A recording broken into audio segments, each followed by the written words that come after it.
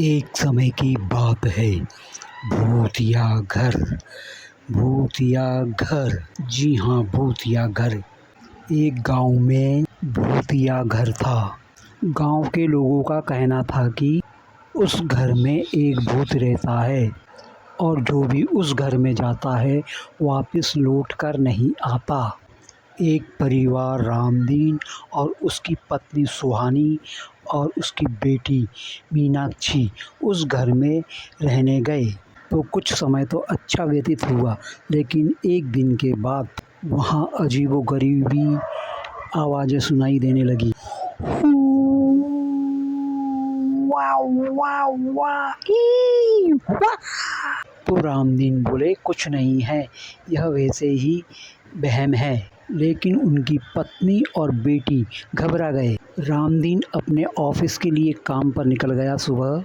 सुहानी अपने काम में व्यस्त होकर खाना बनाने लगी और जब डाइनिंग टेबल पर दोपहर के समय रामदीन आए और तीनों डाइनिंग टेबल पर बैठकर खाना खा रहे थे तो तीनों ने देखा तो उनकी आंखें फटी की फटी रह गईं। एक आकृति दिखी सामने जो रो रही थी। उन्होंने सामने देखा कि एक युवती खड़ी हुई है और वह भी डाइनिंग टेबल पर आकर चेयर पर बैठ गई। जो बर्तनों में खाना बचा था वह सारा खाना वह युवती खा गई और कुछ ही समय में डाइनिंग टेबल उल्टी हो गई और सारे खाने के बर्तन नीचे जमीन पर गिर गए। यह देख तीनों घबरा गए।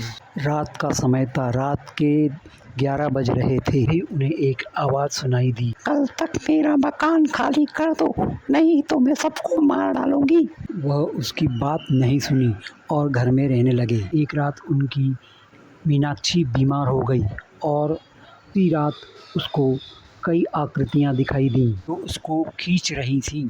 खींच कर उसके सारे बाल उन आकृतियों ने उखाड़ दिए और बिस्तर पर बिखेर दिए। सुबह देखा तो वह गंजी हो चुकी थी और दोपहर 12 बजे के समीप उस मीनाक्षी की एक चीख निकली और दम तोड़ दिया।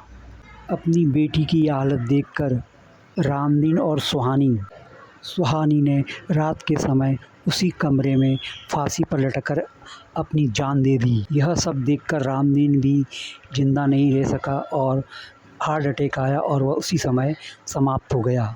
तब से इस घर को भूतिया घर कहा जाने लगा और गांव वाले कहते हैं कि इस घर में जो जाता है वह कभी वापस लौट कर नहीं आता। यह थी भूत या घर की कहानी।